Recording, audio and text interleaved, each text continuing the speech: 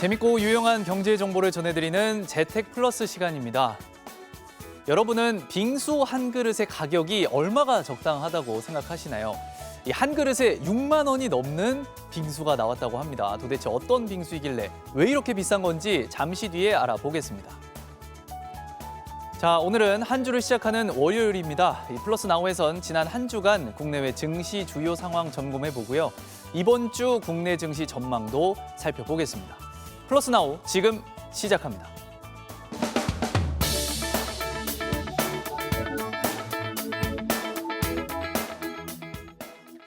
자, 이베스트 투자증권의 오리나 수석 연구원과 함께 먼저 글로벌 시장 반응부터 살펴보겠습니다. 연구원님 안녕하십니까? 안녕하세요. 네, 일어나시면 고맙습니다. 네.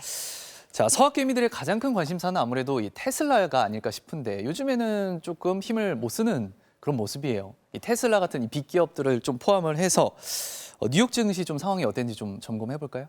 네, 일단 지난주 빅테크 기업들의 주가는 미국의 실업지표 개선에도 불구하고 그렇게 큰 힘을 쓰지는 못했는데요. 네. 특히나 비트코인 하락 영향이 지속적으로 빅테크 주식들의 주가에 영향을 주고 있는 모습입니다. 네.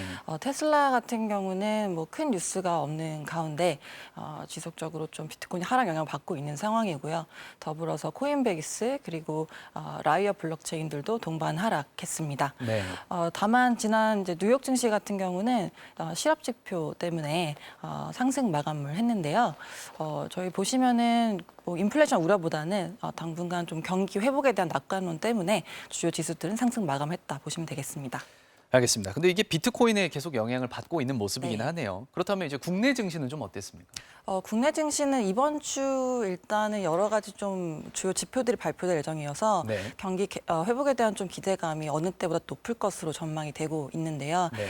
지난주 코스피 지수는 전주 대비해서 32.31포인트 상승한 3,188.73포인트로 마감을 했습니다. 네. 지난주에 한국은행이 이제 우리나라 GDP 실질 총 생산이죠. 요 성장률을 올해하고 내년 같은 경우에 각각 4% 그리고 3% 상승할 것으로 올려잡았기 때문이고요. 이번 주 주목할 만한 일정으로는 6월 1일에 국내 수출입 통계가 발표됩니다. 네. 그리고 더불어서 미국 5월 달 ISM 제조업 지수도 발표가 되고요.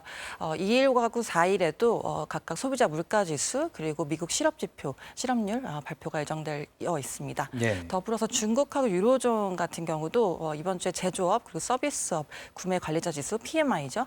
그리고 소비자 물가 지수 등이 발표될 예정입니다. 그래서 이런 지표들이 실제로 경기 회복의 시그널을 줄지 좀 지켜볼 필요가 있다 이렇게 판단하고 있습니다. 알겠습니다. 자, 그렇다면 이 실물 경제를 네. 조금 살펴보겠습니다. 요즘에 이 눌려왔던 소비를 갑자기 하는 이 보복 소비라고 하죠. 그쵸. 이런 게 계속 늘어나고 있는데 네.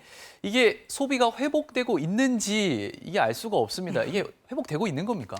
실제 매크로 지표들이 잘 나오고 있는 상황이고요. 예. 소비자 심리 지수가 이제 기준선이 100이거든요. 근데 이번 3월 달에 처음으로 100 위로 올라왔습니다. 네. 그래서 코로나 이후에 처음으로 올라온 수치라고 보시면 될 것 같고, 그리고 5월에는 이제 105.2를 기록하면서 전월 대비 3포인트 정도 한 번 더 올라온 모습입니다. 예. 더불어서 가계 흑자율도 좋아지고 있는데 이 가계 흑자율이 가계가 벌어들인 돈에서 소비 지출을 제외한 금액의 비율을 말하거든요.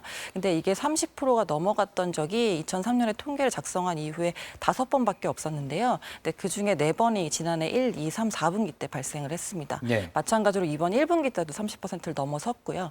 그렇다 보니까 좀 풍부한 소비 여력을 통해서 지금 눌려왔던 그런 소비들이 폭발적으로 나타나고 있는 상황이다 이렇게 보시면 되겠습니다. 이 소비자 심리 지수가 100이 넘으면 체감하는 경기가 낙관적이다. 맞습니다. 네, 이런 말씀이신 네. 거죠?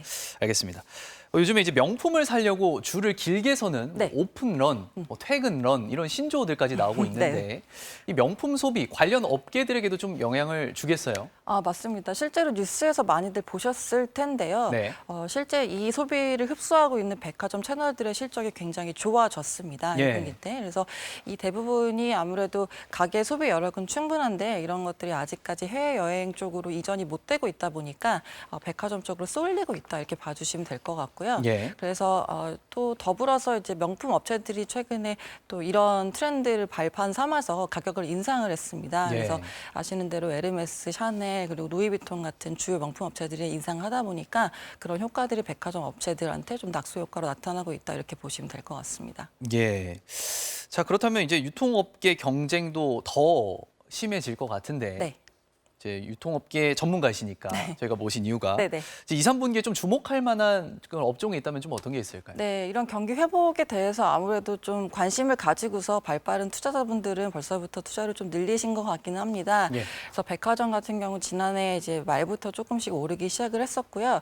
그리고 저희가 좀 고무적으로 바라보는 거는 기존의 명품이나 가전 쪽 성장이 좀 두드러지게 나타났다면 최근에 올해 2월 달부터는 패션 쪽이 좀 회복을 많이 하기 시작해서 예. 실제로 이제 수익성에 도움이 되는 그런 품목들이 상승하고 있다는 게 좀 주요 내용이고요. 예. 백화점과 더불어서 저희가 주목하고 있는 업종은 편의점입니다. 왜냐하면 2분기, 3분기가 보통 편의점 업종의 가장 최성수기거든요. 예. 근데 지난해 같은 경우는 태풍이랑 또 폭우가 장마가 있었다 보니까 이런 성수기 효과를 전혀 못 누렸었고요. 그래서 이런 기저효과와 더불어서 백신 접종이 좀 확산하고 있다 보니까 유동인구 회복과 같이 한 번 더 회복될 업종으로 보고 있는 게 편의점 쪽입니다.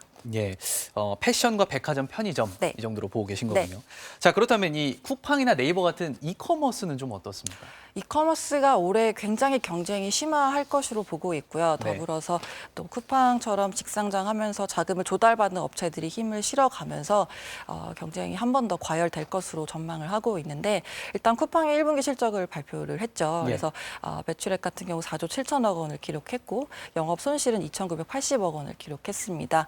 매출만 봤을 때는 거의 뭐 전년 동기 대비해서 그러니까 지난해 같은 분기 대비해서 거의 70%가량 증가를 했기 때문에 뭐 네이버, 카카오 같은 빅테크 업체들과 비교해도 손색이 없는 수준입니다. 예. 다만 영업 손실 같은 경우는 지난해 1분기와 비교했을 때 3배가량 증가를 했거든요. 그래서 굉장히 손실은 크게 내고 있는 상황이고 근데 아시겠지만 이번에 이베이 코리아도 지금 매물로 나와 있는 상황이고 예. 더불어서 네이버도 유통업 관련해서 여러 가지 연합군을 형성해 나가고 있는 상황이고 11번가도 아마존과 연합을 했고요. 이런 모습들이 지속되고 있다 보니까 올해 한 200조 원 정도로 이커머스 시장을 국내 이커머스 시장 전망하고 있는데 이 관련해서 굉장히 많은 업체들이 뛰어들 것으로 보고 있습니다. 규모는 훨씬 더 커지고 경쟁도. 지난해 161조 네. 원이었는데요. 올해는 200조 원 정도 예상하고 있습니다. 알겠습니다. 네.